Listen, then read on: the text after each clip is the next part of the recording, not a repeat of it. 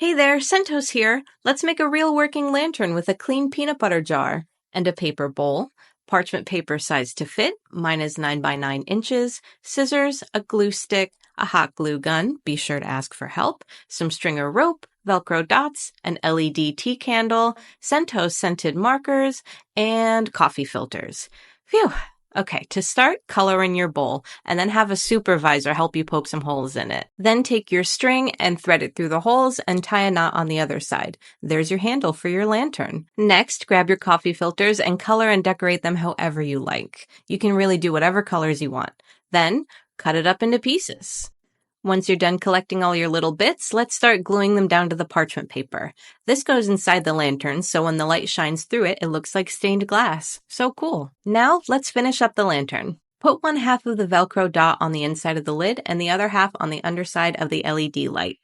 Then, take the top of the lantern and hot glue it onto the bottom of the jar. Then add in your parchment paper and screw on the lid. And there you go, you made a lantern.